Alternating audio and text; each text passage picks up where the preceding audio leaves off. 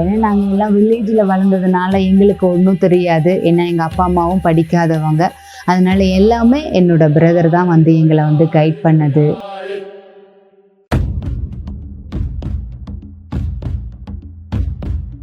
எனக்கு ஸ்டார்டிங்கில் கொஞ்சம் பயமாக தான் இருந்தது. அங்கே போய் மார்ச்சரில் போய் அந்த பாடியெலாம் பார்க்கறதுக்கு.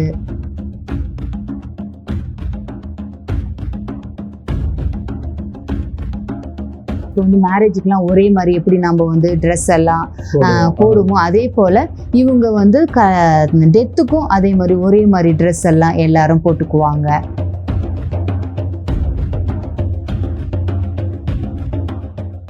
நீங்கள் ஃபாரின் போகிறேன்னு சொன்ன உடனே வீட்டில் என்ன சொன்னாங்க? ஆக்சுவலாக அந்த சமயத்தில் என்னோட பிரதர்கிட்ட தான் நான் முதல்ல ஃபோன் பண்ணி எங்கள் அண்ணன்கிட்ட தான் சொன்னேன், என் ப்ரீஸ் பிரதருக்கு தான் சொன்னேன். இது மாதிரி வந்து என்ன ஆப்பிரிக்காவுக்கு கேட்டாங்க, நான் அக்செப்ட் பண்ணிட்டேன், அதனால நான் போகிறேன் அப்படின்னு சொன்னேன். அப்போ எங்கள் அப்பா கிட்ட சொல்லும் போது எங்கள் அப்பா சொன்னாங்க, நீ வந்து ஏற்கனவே சன்னியாசியாக போயிட்ட, எங்கிறது சேவை செஞ்சா என்ன, அதனால நீ போமா, ஒன்றும் பிரச்சனை இல்லை அப்படின்னு சொல்லிட்டாங்க எங்க அப்பா. அப்ப எங்க அண்ணன்ட்ட சொல்லும் போது, நீங்க வரத்துக்குள்ள நான் போயிடுவேன்னு நினைக்கிறேன் அப்படின்னு சொல்லும் போது எங்க அண்ணன் சொன்னாங்க, இது process, it will take time, அதனால வந்து நீ போக மாட்ட, அதனால நான் வந்துடுவேன், அதுக்குள்ள நான் ப்ரீச்சிங் முடிச்சுட்டு வந்துடுவேன் அப்படின்னு சொன்னாங்க. பட் அன்பார்ச்சுனேட்லி நான் வந்து என்னோட பிரதரை நான் பார்க்கவே இல்லை. அவர் எங்க ப்ரீச் பண்ணிட்டு இருந்தாரு? இதுல சிங்கப்பூர்ல ப்ரீச் பண்ணிட்டு இருந்தாங்க. அவரும் வேலை வெளியே இருந்தார், ஃபாரின்ல இருந்தாங்க. அதனால நான் வரும்போது நான் எங்க அண்ணனை பார்க்கவே இல்லை. பிகினிங்ல நான் போய்க்கல, வரும்போது நான் பார்க்கவே இல்லை. அதுல கொஞ்சம் கஷ்டமான ஒரு காரியம். அதெல்லாம் அம்மாவும் பார்க்கல, அப்பாவும், அவங்க எல்லாரும் கீழே இருக்கிறாங்க, பார்க்க முடியாது, மேல போயிட்டீங்க, அந்த இதுல இமிகிரேஷன் உள்ள வந்துட்டீங்க. அதே போல அண்ணன் ப்ரீஸ்ட் இல்லைங்களா, அவரோட பயங்கர கொஞ்சம் எக்ஸ்ட்ரா பாசமே இருக்கும் இல்ல? Okay okay okay. ஏன்னா நாங்க எல்லாம் வில்லேஜ்ல வளர்ந்ததுனால எங்களுக்கு ஒன்றும் தெரியாது. ஏன்னா எங்க அப்பா அம்மாவும் படிக்காதவங்க. அதனால எல்லாமே என்னோட பிரதர் தான் வந்து எங்களை வந்து கைட் பண்ணது. எல்லாமே எங்களோட ப்ரீஸ் பிரதர் தான். ஓ சூப்பர் சூப்பர். ரியலி ரொம்ப கேட்கறதுக்கு ரொம்ப சந்தோஷமா இருக்கு. ஒரு சாதாரண ஒரு கிராமத்திலிருந்து, அதுவும் கென்யா, ஒரு ஃபாரின்ல, ஒரு வேறொரு தேசத்தில், ஒரு கண்டத்தில் நின்று இருந்து பணி செஞ்சுட்டு இருக்கிறது வந்து உண்மையாலுமே ரொம்ப சந்தோஷம், பாராட்டக்கூடிய ஒரு சரி. நீங்கள் இப்போ வந்தீங்க, கென்யாவில் வந்து இறங்கிட்டு உங்களோட ஹாஸ்பிட்டலுக்கு வந்தீங்க. தீகா அந்த இடத்துல வந்து உங்கள் பணி ஆரம்பிச்சிங்க. அங்கே என்ன பணி பண்ணீங்க? ஹாஸ்பிட்டல் இதுதான். Okay okay. நான் வந்து அட்மினிஸ்ட்ரேஷனில் இருந்தேன். அப்படின்னா ஃபார்மசி, லேபு, அப்புறம் அக்கௌண்ட்டு பார்த்துட்டு இருந்தேன். மக்கள் எல்லாம் எப்படி இருந்தாங்க உங்களுக்கு? ஆக்சுவலா ஸ்டார்டிங்ல வந்த உடனே எங்களுக்கு வந்து ஆக்சுவலா இங்க வந்து இது வந்து இங்கிலீஷ் ஸ்பீக்கிங் கண்ட்ரி, அதனால வந்து எங்களுக்கு வந்து லாங்குவேஜ் ரொம்ப பேரியரா தெரியல. அதனால வந்து நாங்க வந்து முதல்ல வந்து லாங்குவேஜ் எல்லாம் கத்துக்கல. ஸ்டார்டிங்லயே நாங்க வந்து ஒர்க்ல ஸ்டார்ட் பண்ணிட்டோம். இங்கிலீஷ் வச்சு மேனேஜ் பண்ணிட்டீங்க. ஆமா, இங்கிலீஷ் வச்சு. லோக்கல் லாங்குவேஜ் வந்து ஸ்வாகிலி. ஆனா அது கத்துக்கல. இப்ப நான் பேசுவேன். அப்ப நாங்க கத்துக்கல. நாங்க வந்து லாங்குவேஜ் கத்துக்க போகல. உடனே நீங்க மிஷன் ஆரம்பிச்சிட்டோம். ஆக்சுவலா அங்க வந்து நிறைய ப்ராப்ளம் இருந்துச்சு. அதனால நாங்க வந்து ஹாஸ்பிட்டல் எடுக்கும் போது எங்களுக்கு ஒன்லி வந்து 14 பேஷண்ட் தான். 14 பேர் தான். 14 பேர் தான். பெரிய ஹாஸ்பிட்டலுங்களா? பெரிய ஹாஸ்பிட்டல். ஆமா. அதனால வந்து அங்க மக்கள் வந்து அந்த சிஸ்டர்ஸ்க்கும் அவங்களுக்கும் சுமூகமான உறவு இல்லாததுனால அவங்க வந்து கொஞ்சம் ரொம்ப கஷ்டப்பட்டாங்க போல. அப்புறம் நாங்க வந்து ஒண்ணு மக்கள் வந்து ஹாப்பியா எங்களை வந்து நல்லா ரிசீவ் பண்ணாங்க. ரொம்ப அப்படின்னா நாங்க அவுட் ஆஃப் பிளேஸ் ஃபீல் பண்ணாத மாதிரி நல்லா பாத்துக்கிட்டாங்க, எங்களை வந்து நல்லா இது பண்ணாங்க. வெளிநாட்டுக்காரங்க அப்படிங்கறதெல்லாம் பார்க்கல. ஸ்டார்டிங்ல இருந்தது அப்படின்னா யாரும் வந்து பேச மாட்டாங்க, எல்லாரும் வந்து தொட்டு தொட்டு பார்ப்பாங்க. என்ன கேட்பாங்க, நீங்க நம்ம முசுங்கோ அப்படின்னு கேட்பாங்க. ஃபாரினர் அப்படின்னு சொல்லி கேட்பாங்க. அப்புறம் சில சமயம் நம்ம கிட்ட வந்து ஃப்ரீயா பேச மாட்டாங்க, நம்மள ஒதுங்கி நின்று பார்ப்பாங்க. அப்படின்னு நம்ம அவங்கள எப்படி ட்ரீட் பண்ணுவோம், நம்மள அவங்கள அக்செப்ட் பண்ணுவோமா என்ன அப்படின்னு சொல்லிட்டு அவங்களுக்கு அந்த மனநிலை இருந்தது. பட் ஆனா நாங்க வந்து அவங்க கிட்ட ஃப்ரெண்ட்லியா, முன்னாடி நாங்க வந்து ஹாஸ்பிட்டலுக்கு நாங்க எடுக்கிறதுக்கு முன்னாடி வந்து அவங்க வந்து கேண்டீன்ல தான் டீ எல்லாம் குடிச்சிட்டு இருந்தாங்க போல. பட் நாங்க வந்த உடனே மக்களுக்கு வந்து டீ நம்மளே ப்ரிப்பேர் பண்ணி நாங்க ஸ்டாஃபுங்களுக்கு எல்லாம் கொடுத்தோம். அதனால வந்து கொஞ்சம் அதுங்களுக்கு வந்து நம்மளோட அவங்களும் ஒருத்தரா இருக்கிறாங்க, நம்மள வந்து அக்செப்ட் பண்ணிக்கிட்டாங்க அப்படின்னு சொல்லிட்டு எங்களுக்கு வந்து நல்லா இது பண்ண நல்ல ஒத்துழைப்பு கொடுத்தாங்க. மக்கள் வந்து உங்ககிட்ட வந்து வரும்போது எப்படி இருந்தாங்க? ஏன்னா இப்போ சிக்லியாக வருவாங்க, இந்த ஹாஸ்பிட்டல் போனால் நல்லா இருக்கும், இல்லை இந்த சிஸ்டர்ஸ் வந்து நல்லா கவனிச்சுக்கிறாங்க, அந்த மாதிரி ஒரு எண்ணமெல்லாம் இருக்குது. அவங்களுக்கு எப்படி இருந்துச்சு? அவங்க வந்து மிஷினரிஸ்னா நல்லா டேக் கேர் பண்ணிக்குவாங்க அப்படின்ற நம்பிக்கை அவங்களுக்கு இருந்துச்சு. அதுக்கப்புறம் எங்களுக்கு அந்த மாசமே முன்னாடி 100 டெலிவரி தான் ஆயிட்டு இருந்துச்சு. நாங்க மார்ச் 25th தான் எடுத்தோம். அந்த மாசமே எங்களுக்கு வந்து 150 டெலிவரிஸ் இருந்துச்சு. விதின் 3 months எங்களுக்கு வந்து 50 பேஷண்ட்ஸ் அட்மிஷன், அப்புறம் ஓபி பேஷண்ட் அரௌண்ட் 50 அப்படி எங்களுக்கு நல்லா வர ஆரம்பிச்சிச்சு. அப்ப மக்கள் வந்து உங்க மேல ரொம்ப நம்பிக்கை வச்சிருந்தாங்க. அங்க வந்து மெயினா வந்து மார்ச்சரி தான். நாங்க இருந்த இடத்துல வந்து முன்னாடி வந்து அவங்களுக்கு வந்து நிறைய மார்ச்சரிக்கு வந்து மக்களை கொண்டு வந்து வைக்கிறது, பாடியை கொண்டு வந்து வைக்கிறதுல வந்து நிறைய அங்க கொண்டு வந்து வைப்பாங்க. இறந்து போன உடலை கொண்டு வந்து அங்க வைப்பாங்க. அது எதுக்கு சிஸ்டர், என்ன இது அப்படின்னா இங்க வந்து உடனே வந்து புதைக்க மாட்டாங்க. இவங்க கஷ்டம் வந்து அவங்களோட ஆவி வந்து அவங்கள சுத்தி இருக்குது, சீக்கிரமா அவங்கள விட்டு போக கூடாதுன்றதுனால அவங்க வந்து ஒரு 10 நாள் 20 நாள் அது மாதிரி அவங்க கொண்டு வந்து மார்ச்சில வச்சுட்டு அதுக்கப்புறம் தான் அவங்க வீட்டுக்கு பக்கத்திலே தான் அவங்க புதைப்பாங்க. அவங்களோட லேண்ட்ல கல்லறை எல்லாம் கிடையாது. கல்லறை அப்படி வைக்கிறாங்க, பட் இருக்குது. இப்பெல்லாம் இங்கெல்லாம் பாக்குறோம், நைரோபி எல்லாம் பாக்குறோம், இருக்குது கல்லறை இருக்குது. அங்க பண்ண மாட்டாங்க. சில சமயம் அவங்க வீட்டு பக்கத்திலேயே தான் புதைப்பாங்க. வீட்டு பக்கத்துல தான் கல்லறையில இருக்கும். ஆமா, நான் வந்த புதுசுலாம் ஒரு நாளைக்கு வந்து ஒரு 13 பாடி 14 உடல் வந்து டிஸ்பேட்ச் பண்ணுவாங்க. இங்க எடுத்து கொடுப்பாங்க. இல்ல, எங்களுக்கு அங்க மார்ச்சரி இருக்கு, அதுல இருந்து நாங்க எடுத்து கொடுப்போம் அவங்களுக்கு. சிஸ்டர் பயமா இருக்கு எனக்கு. அதாவது ஒரு வித்தியாசமான ஒரு பணி, உயிரோடு இருக்கிறவங்களுக்கு வந்து நம்ம வேலை செய்கிறோம் அப்படிங்கிறது நல்லா ஒரு இது.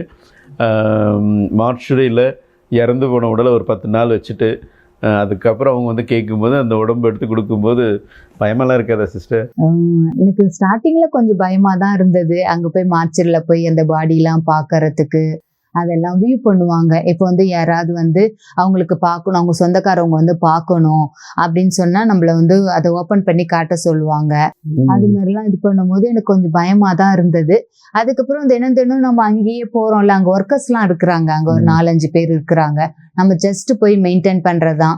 அந்த பாக்ஸு அங்க அதெல்லாம் இருக்கும். அது வந்து அவங்களுக்கு இத்தனை பேர் வந்தாங்க இன்னைக்கு, அந்த ரெஜிஸ்ட்ரேஷன்ல நம்ம போய் செக் பண்றது, எத்தனை பேர் கொண்டு போய் கொடுக்குறாங்க அப்படின்னு சொல்லி பார்க்கறது தான் நமக்கு இது. அதனால அவங்களுக்கு ப்ரேயருக்காக நாங்க வந்து மார்ச்சரிக்கு போவோம். நீங்க போவீங்க மார்ச்சரிக்கு போய் ப்ரேயர் பண்ணுவோம். அவங்க அதெல்லாம் லைக் பண்ணுவாங்க. ஆமா, இல்ல அவங்களே பாஸ்டர் எல்லாம் கூப்பிட்டுருவாங்க. இப்போ வந்து ஒன்லி கேத்தலிக்ஸ் இங்க இல்ல பிரீஸ்ட் அப்படின்லாம் இல்ல, இங்க வந்து நிறைய டினாமினேஷன் இருக்கு. அவங்க பாஸ்டரை கூட்டிட்டு வந்து அவங்களே ப்ரேயர் பண்ணுவாங்க. ஜஸ்ட் போய் நம்ம நிக்கிறது தாங்க, அவ்வளவுதான்.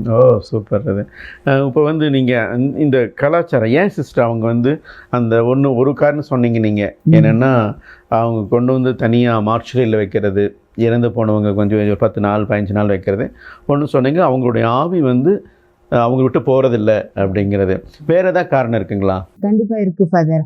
அவங்க வந்து அந்த வந்து அவங்களுக்கு வந்து ப்ரிப்பேர் பண்ணணும். அவங்க ஃபேமிலி பீப்புள் இப்போ வந்து வேற இடத்துல இருந்து வராங்க அப்படின்னு சொன்னா, இவங்க வந்து ஆக்சுவலா லைக் மேரேஜ் நம்ம வந்து இந்தியாவுல மேரேஜுக்காக எப்படி ப்ரிப்பேர் பண்றோமோ அது மாதிரி it's a big celebration for them. அவங்களுக்கு ஹெவனுக்கு போய் அவங்களுக்கு இன்னொரு வாழ்வு உண்டு அப்படின்ற அவங்களுக்கு நம்பிக்கை. அதனால வந்து அவங்க வந்து நல்லா யூனிஃபார்ம்ல இப்போ வந்து மேரேஜுக்குலாம் ஒரே மாதிரி எப்படி நம்ம வந்து ட்ரெஸ் எல்லாம் போடுமோ அதே போல இவங்க வந்து டெத்துக்கும் அதே மாதிரி ஒரே மாதிரி ட்ரெஸ் எல்லாம் எல்லாரும் போட்டுக்குவாங்க.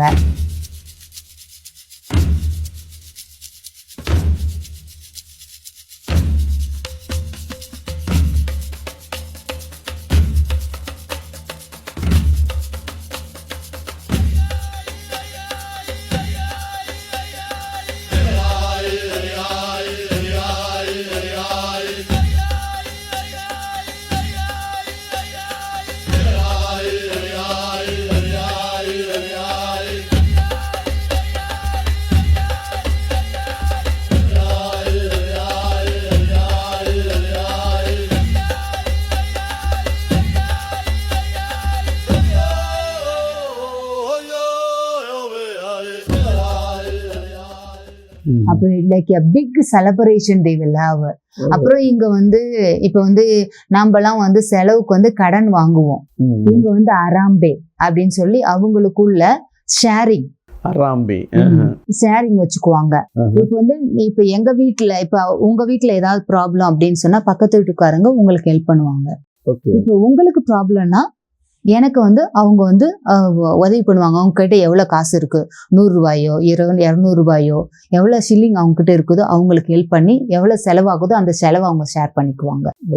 அதுக்காக தான் இந்த நாட்களை வந்து வைக்கிறாங்க. இத்தனை நாட்கள், ஒரு 10 நாளா 15 நாளா அவங்க ப்ரிப்பேர் பண்ணிக்கிறாங்க. அந்த பரியலுக்கு நாளை வந்து ஆயத்தம் பண்ணி இந்த செலிப்ரேஷனுக்கு ரெடி பண்ணிக்கிறாங்க. இது ஒரு புதுசா இருக்கு சிஸ்டர். நம்ம ஊர்ல எல்லாம் வந்து மீறி போன ஒரு நாள் அவ்வளோதான் இருக்குது. அப்புறம் என்ன ஃபாரின்லேருந்து வரணும் இல்லைன்னா தூரத்துலேருந்து வரணும் அப்படின்னு சொன்னால் மார்ச்சில் வச்சு ஒரு 2 நாள் 3 நாள் அப்படியே வச்சு இது பண்ணுவாங்க. பணம் இருந்துச்சுன்னா தான் ரொம்ப நாள் வைக்கிறது இந்த மாதிரிலாம் பண்ணுவாங்க. ஆனால் இங்கே உண்மையாக அந்த மக்கள் வந்து சாதாரண மக்கள் தான் இல்லைங்களா? நானும் பார்த்துருக்கேன், நிறைய மக்கள் பார்க்குறேன், வரும்போதெல்லாம் பார்க்குறாரு. நடுத்தரத்துக்கு கீழே இருக்கிறவங்க ஒரு சிலர் நிறைய பேர் வந்து வசதியாக இருக்கிறாங்க. பட் இருந்தாலும் அவங்கெல்லாம் வந்து அவ்வளோ செலவு பண்ணி இறந்து போனவங்களுக்காக செலவு பண்ணி வைக்கிறது வந்து ஒரு உண்மையாலுமே பெரிய ஒரு விஷயம். இப்போ வந்து மற்றவங்களுக்கெல்லாம் ஹெல்ப் பண்ணுவாங்க. இது வந்து கடன் கிடையாது. ஆமாம், இது கடன் வாங்குறது இல்லை. எல்லாரும் சேர்ந்து காசு போட்டு அது ப்ரிப்பேர் பண்ணுற ஒரு இது ரொம்ப நல்ல ஒரு புதிய ஒரு நல்ல ஒரு கல்ச்சர் அவங்களோட இதுக்கு. சரி சிஸ்டர், இப்போ வந்து இதே போல் வேறு கல்ச்சர்ஸ் இவங்ககிட்ட இருக்கு பெக்யூலியர். இது வந்து எனக்கு ஒரு எக்ஸ்பீரியன்ஸ் இருக்கு. சொல்லுங்கள். மார்ச்ல இருந்து எனக்கு ஒரு கால் வந்தது. நைட்டு ஒரு 11 o'clock இருக்கும். இது மாதிரி பாடி நைட்ல அவங்க ரிசீவ் பண்றாங்கன்னா எங்களுக்கு இன்ஃபார்ம் பண்ணுவாங்க எத்தனை பாடி ரிசீவ் பண்றாங்க அப்படின்னு சொல்லிட்டு. ஏன்னா நான் தான் மார்ச்சரிக்கு வந்து இன்சார்ஜா இருந்தேன். அப்போ வந்து என்ன கூப்பிட்டாங்க ஒரு 11 o'clock போல.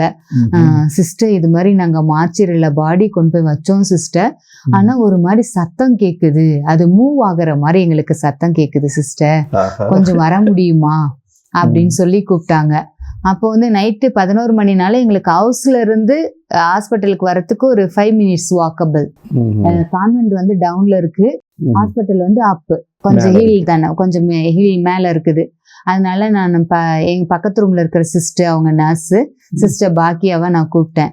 பாக்கியா, இது மாதிரி மார்ச்சர்ல இருந்து கூப்பிடுறாங்க, என்னமோ அந்த பாடி மூவ் ஆகுற மாதிரி அவங்களுக்கு இருக்கான், அதனால கூப்பிடுறாங்க அப்படின்னு சொன்னேன். அப்போ அவங்க உடனே சொன்னாங்க, சிஸ்டர் அவங்கள வந்து இதுக்கு ஓபிடிக்கு கொண்டு வந்துட சொல்லுங்க, அவுட் பேஷண்ட்டுக்கு கொண்டு வந்துட சொல்லுங்க, டாக்டர் வந்து செக் பண்ண சொல்லுவோம் அப்படின்னு சொன்னாங்க. அப்ப அவங்க அந்த மார்ச்சர்ல இருக்கிற ஸ்டாஃப் சொன்னாங்க, சிஸ்டர் பால் இருந்தா கொஞ்சம் பால் காய வச்சு எடுத்துட்டு வாங்க, சூடு பண்ணி எடுத்துட்டு வாங்க அப்படின்னு சொன்னாங்க. நாங்க மில்க் சூடு பண்ணி எடுத்துட்டு நாங்க ஒரு பிளாஸ்க்ல வந்தோம். வந்த உடனே அந்த அம்மா வந்து வயசானவங்க, இறந்தவங்க, ஆனா அவங்க இறக்கல, உயிரோட தான் இருக்கிறாங்க. அவங்க வந்து கோமாவில இருந்திருப்பாங்க போல. அதனால இவங்க 2-3 நாளா அவங்களுக்கு ஃபுட்டு கொடுக்காங்க. அந்த அம்மாவுக்கு வந்து கேன்சர், அதனால இவங்களுக்கு ட்ரீட்மெண்ட் கொண்டு போக முடியாததுனால அந்த அம்மாவுக்கு சாப்பாடு கொடுக்காமயே வீட்டுல வச்சுட்டாங்க. அதனால இறந்துட்டாங்கன்னு சொல்லிட்டு அவங்க வந்து கூட்டிட்டு வந்துட்டாங்க. அப்ப நான் வந்து சோஷோ அப்படின்னு சொன்னேன். சோசோன்னா வயசானவங்க. கெட்டியாப்போ அப்படின்னு சொன்னேன். எந்திரிச்சு உக்காருங்க அப்படின்னு சொன்ன உடனே அவங்க லாங்குவேஜ்ல கெட்டியாப்போ அப்படின்னு சொன்னேன். எந்திரிச்சு உக்காருனவங்கன்னா அந்த அம்மா எந்திரிச்சு உக்காந்தாங்க. அப்புறம் நாங்க அந்த பால் எடுத்து கொடுத்த உடனே அந்த அம்மா கடகடன்னு குடிச்சாங்க. அப்புறம் அவங்கள நாங்க வார்டில் அட்மிட் பண்ணி ட்ரீட்மெண்ட் கொடுத்து வீட்டுக்கு அனுப்பிட்டோம். இறந்து உனக்கு உயிர் கொடுத்த மாதிரி சிஸ்டர். உண்மையாலுமே சிஸ்டர் ஒரு ஒரு பயங்கரமான ஒரு இடமாக இருக்கு. 11 மணிக்கு நைட்டு மார்ச்சரியில் ஆடுது அப்படின்னு சொல்லும்போது அதே ஒரு பயமாக இருக்கும். இருந்தாலும் தைரியமாக போனீங்க, ரொம்ப சந்தோஷம். அதே போல் அவங்கள உள்ளே வச்சுட்டீங்க, அதுக்கப்புறம் மறுபடியும் எடுத்து அவங்களுக்கு ஒரு சாப்பாடு கொடுத்து மில்க் கொடுத்து இப்போ அவங்கள அந்த நேரத்துல எங்களுக்கு ஒரு பைபிள் வசனம் வந்து சிறுமியே எழுந்துரு ஜீசஸ் சொன்னது மாதிரி. அது மாதிரி நீங்க சொன்னீங்க, பாட்டி எந்திரி பாட்டி அப்படின்ட்டு. அது அந்த வார்த்தை சொல்லுங்க இந்த லாங்குவேஜ்ல. சோசோ கெட்டியாப்போ அப்படியே டக்குனு இருந்துட்டாங்க. சிறுமியா தலித்தாகும் அப்படின்னு சொன்னது. ரொம்ப நல்ல ஒரு அனுபவம் உங்களுக்கு. மார்ச்சரி அப்படின்னாவே கொஞ்சம் கஷ்டமான ஒரு பணி தான். வித்தியாசமான ஒரு பணி. பட் நீங்கள் ரொம்ப சந்தோஷமாக பண்ணது வந்து நல்ல ஒரு இது. அதன் பிறகு வேறு இங்கே இருக்கிற மக்களுடைய கல்ச்சர், இவங்களுக்குன்னு உரித்தான கல்ச்சர் நீங்கள் பார்த்ததில்ல என்ன சிஸ்டர் இருக்கலாம்? ஆக்சுவலாக இவங்களும் நம்மள மாதிரி இந்தியன்ஸ் மாதிரி தான் முன்னாடி இவங்களோட கல்ச்சர் இருந்தது போல. இது மாதிரி பொண்ணுங்க பார்த்து கல்யாணம் பண்றது அது மாதிரி தான் இருந்துச்சு போல. ஆனா இப்போ வந்து அவங்களுக்கு வந்து ஃபாரினர்ஸ் வந்ததுக்கு அப்புறமா வந்து எப்படி வந்து அவங்களோட இதே வந்து they adapted the foreign culture, Europe கல்ச்சரை அடாப்ட் பண்ணிட்டாங்க. ஆனால் இது இங்கே வந்து 14 இயர்ஸ்க்கு அப்புறம் கேர்ள்ஸ் வந்து பசங்களுக்கு வந்து சர்க்கம்சிஷன் பண்ணுவாங்க. அந்த சர்க்கம்சிஷன் பண்ணதுக்கு அப்புறம் தான் அந்த பாய் மெச்சூர்ட் அப்படின்னு சொல்லி அவங்க வந்து இதுல செய்வாங்க. இது வந்து சர்க்கம்சிஷன் வந்து மஸ்ட் இங்க கண்டிப்பா செய்யணும் பசங்களுக்கு. அப்பதான் அவங்களுக்கு வந்து அதை அக்செப்ட் பண்ணிக்குவாங்க. அதுக்கு அந்த சர்க்கம்சிஷனுக்கு வந்து they will keep for 7 days preparation. அந்த சடங்கு செய்யறதுக்கு 7 நாள் வைப்பாங்க. அவங்கள ப்ரிப்பேர் பண்ணுவாங்க. அந்த செஞ்சுட்டு அந்த பசங்களுக்கு கவுன்சிலிங் கொடுப்பாங்க. அங்கேயே ஒரு இடத்துல ஸ்டே பண்ணி அங்கதான் அவங்களுக்கு ஃபுட்டு கொடுப்பாங்க. பொண்ணுங்க யாருமே அவங்கள வந்து பார்க்க கூடாது. ஈவன் அம்மா கூட வந்து பார்க்க கூடாது. அவங்களுக்கு அந்த சர்க்கம்சிஷன் செஞ்சுட்டு இருக்கும் செய்யும்போது செஞ்சதுக்கு அப்புறம் அம்மா கூட விட்டு தனியா வச்சிருவாங்க. ஆமா, அதுக்கு தனி இடம் இருக்கா சிஸ்டர் இல்லை எப்படி? அப்படின்னா இப்போ ஹாஸ்பிட்டல்ல அரேஞ்ச் பண்ணுவாங்க, சில சமயம் ஸ்கூல்ஸ்ல அரேஞ்ச் பண்ணுவாங்க. ஏன்னா எங்கேயாவது ஸ்டே பண்ணி இருக்கிற மாதிரி. ஏன்னா 7 நாள் இல்ல, அவங்களுக்கு அந்த சர்க்கம்சிஷன் செஞ்ச இடமும் ஹீல் ஆகணும். அவங்களுக்கு ட்ரீட்மெண்ட்டும் போயிட்டு இருக்கும். பிளஸ் லைக் கவுன்சிலிங் மாதிரி அவங்க அதுக்கப்புறம் எப்படி அவங்கள பார்த்துக்கணும், எப்படி செய்யணும் அப்படின்னு சொல்லி அவங்களுக்கு கிளாஸ் எடுப்பாங்க. ஸ்பிரிச்சுவலாவும் கைட் பண்ணுவாங்க, பிசிக்கலாவும் சைக்காலஜிக்கலும் எல்லாமே ரெடி பண்ணுவாங்க. அப்போ வந்து ஊஜி கொடுப்பாங்க. ஊஜினா என்ன சொல்லுவாங்க, நம்ம வீட்டுல கஞ்சி காய்ச்சி கொடுப்பாங்கல்ல, மொட்டை மாவு கஞ்சி சொல்லுவாங்கல்ல, ராகி இது மாதிரி. இங்க வந்து நிறைய வந்து தானியங்கள்லாம் போட்டு அதுக்கு பேரு ஊஜி. அது மட்டும் தான் கொடுப்பாங்க சாப்பாடு. இல்ல சத்துள்ள உணவு பிளஸ் சூப்பு இது மாதிரி கொடுப்பாங்க. அப்புறமா தான் ஒரு 3 டேஸ்க்கு அப்புறம் தான் நல்லா ஃபுட் கொடுப்பாங்க. மீட் எல்லாம் கொடுப்பாங்க. எங்க வந்து எல்லா நாளும் மீட் எல்லாம் அவங்களுக்கு புரோட்டீன். அவங்களோட ஃபுட்ல வந்து ஆக்சுவலா நம்மள மாதிரி சாம்பார், சாதம், ரசம், சோறு இப்படி சாப்பிட மாட்டாங்க. ஆக்சுவலா ஒன் ஃபுட்டு தான் பதறி இவங்களுக்கு மெயின். இப்போ வந்து லஞ்சு வந்து நல்லா ஃபுல் ஸ்டொமக் சாப்பிட்டுட்டாங்க அப்படின்னா அவங்க வந்து காலையில ஒரு டீ இல்லாட்டி மடாசி அவ்வளவுதான் சாப்பிடுவாங்க. மடாசினா நம்ம என்ன சொல்லுவாங்க, இந்த டைமண்ட்ல நம்ம ப்ரிப்பேர் பண்ணுவோம்ல அப்படின்னு இந்த மைதா மாவுல தான் டைமண்ட் மாதிரி நம்ம எப்படி இங்க வடை சுடுறோம்ல அதே மாதிரி அவங்க எண்ணெயில ஃப்ரை பண்ணி கொடுப்பாங்க. அதுதான் மடாசி. அதுதான் அவங்களுக்கு வந்து மெயின் ஃபுட் பிரேக்ஃபாஸ்ட். ஆனா ஒரே 3 வேளைக்கு நம்ம சாப்பிடுறோம். ஆனா ஒரு வேளை தான் நல்லா சாப்பிடுவாங்க. அப்படின்னா 1 ஹாட் கூட சாப்பிடுவாங்க. மோஸ்ட்லி நைட்ல தான் டின்னர் நல்லா சாப்பிடுவாங்க. அவங்க மெயின் ஃபுட் வந்து உகாலிங்கன்னா எப்படின்னா இந்த மேஸ் ஃபிளவர்ல வந்து நாம எப்படி இந்த ராகி பால் செய்வோம்ல அது மாதிரி இவங்க செய்யாம கேக் மாதிரி செஞ்சு வைப்பாங்க. அதை வெட்டி அது கூட கீரை, உகாலிங்கிறது வந்து மக்காச்சோள களின்னு சொல்லுவாங்க. அது கீரை, அது கூட கீரை சாப்பிடுவாங்க. இப்ப லஞ்ச் அப்படின்னு சொன்னா நம்மள மாதிரி நிறைய வந்து ரைஸ் எடுத்துக்க மாட்டாங்க அவங்க. மேஸு அப்புறம் பீன்ஸு அது கூட கேரட், பொட்டேட்டோ போட்டு ப்ரிப்பேர் பண்ணுவாங்க. அது வந்து எங்க சொல்ல கிதேரி அப்படின்னு சொல்லுவாங்க. இந்த சைட்ல வந்து அதுதான் மெயினா மோஸ்ட்லி மக்கள் வந்து அதுதான் எடுப்பாங்க. நான்வெஜ் எல்லாம் நான்வெஜ் எல்லா நாளும் எடுக்க முடியாது. அவங்களுக்கு எப்ப எடுக்குமோ நான்வெஜ்னா மோஸ்ட்லி வந்து ரெட் மீட், பீஃப் அதை எடுப்பாங்க. ஏதாவது ஃபங்க்ஷன் அப்படின்னு சொன்னா வந்து சிக்கன் ஃப்ரை, சப்பாத்தி அது மாதிரி வைப்பாங்க. சரி, உங்களுக்கு எப்படி இருந்துச்சு? ஏன்னா இந்தியன் ஃபுட் வந்து வேற. அங்க வந்து எல்லாம் நம்மள சாப்பாடு, ரசம், சோறு, குழம்பு அதெல்லாம் நம்ம இது பண்ணோம். இங்க வந்து டோட்டலா டிஃப்ரெண்ட். ஆமா. உங்களுக்கு எப்படி அடாப்ட் ஆச்சு? ஆக்சுவலா ஸ்டார்டிங்ல வந்து அப்படின்னா வெளியில போனாதான் நமக்கு கஷ்டம். ஏன்னா நாங்க வந்து உள்ளுக்குள்ள வந்து எல்லாமே இந்தியன் சிஸ்டர்ஸ். ஓ சரி சரி. நாங்க 4 பேர் இருந்தோம், 3 பேர் இருந்தோம். 3 பேருமே நாங்க வந்து இந்தியன் சிஸ்டர்ஸ். அதனால வந்து எங்களுக்கு வந்து அது ரொம்ப கஷ்டமா தெரியல. ஏன்னா நாங்க வந்து எங்களுக்கு வேண்டியதை நாங்க ப்ரிப்பேர் பண்ணிக்குவோம். ஸ்டார்டிங்ல வந்து நிறைய திங்ஸ் எல்லாம் நமக்கு கிடைக்காம இருந்துச்சு. ஒன்லி ரைஸ் கிடைக்கும், டால் எல்லாம் வந்து எங்க வாங்கணும் என்ன பண்ணணும் எங்களுக்கு தெரியாது. அதனால இருக்கிறத வச்சு என்ன இருந்துச்சோ அதை வச்சு சமைச்சு சாப்பிட்டுட்டு இருந்தோம். அப்புறம் கொஞ்சம் கொஞ்சமா எங்களுக்கு இடங்கள் தெரிய ஆரம்பிச்ச உடனே நாங்க வந்து மக்களையும் எங்களுக்கு தெரிய ஆரம்பிச்சு சில பக்கத்துல எங்களுக்கு இந்தியன் சிஸ்டர்ஸ் ஃபாதர்ஸ் அப்படி எங்களை விசிட் பண்ணும் போது அவங்க சொல்லுவாங்கல்ல, இங்க வாங்கின எங்களுக்கு முன்னாடி வந்தவங்க இங்க வாங்கினா உங்களுக்கு இந்தியன் திங்ஸ் கிடைக்கும் அப்படின்னு சொல்லும்போது பழகிட்டோம். அது இல்லாம இங்க வந்து இந்தியன் திங்ஸுக்கு பார்க்கும்போது கொஞ்சம் காஸ்ட்லியாகவும் நமக்கு வந்து நம்ம வந்து அங்க அரிசி வந்து ஒரு 100 ரூபாய்க்கு வாங்குறோம்னா இங்க வந்து 200 ரூபாய் 250 ரூபா இருக்கும் கிலோ. அதனால அது சொன்னேன். இப்போ ஃபுட்டு கல்ச்சர் அழகாக சொன்னீங்க. உண்மையாலுமே நல்லா இருந்துச்சு சிஸ்டர். ஒன்று வந்து அந்த விருத்த சேதனம் செஞ்ச அந்த பையனுக்கு தனியாக எப்படி இது பண்ணாங்க, அந்த கல்ச்சர் நல்லா இருந்துச்சு. அது போல் ஃபுட்டோட இது போல் வேறு கல்ச்சர் உங்களுக்கு இது பண்ண கல்யாணம் திருமணமெல்லாம் எப்படி நடக்கும்? இங்கே வந்து நாங்கள் வந்து புதுசில் ஸ்டார்டிங்லாம் கல்யாணம்லாம் யாரும் அவ்வளோ அவங்க கல்ச்சரில் பண்ணுவாங்க போல் ஃபாதர். எப்படின்னா அவங்க கல்ச்சருக்குள்ள இப்போ வந்து அந்த பொண்ணு வந்து ஒரு பையன் பண்ணியிருக்கான் அப்படின்னு சொன்னா அவங்க போய் அவங்க பேரண்ட்ஸ் கிட்ட சொல்லணும். லவ் பண்ணினா இங்க வந்து லவ் மேரேஜ் தான் மோஸ்ட்லி. இங்க அரேஞ்ச் மேரேஜ் எல்லாம் கிடையாது.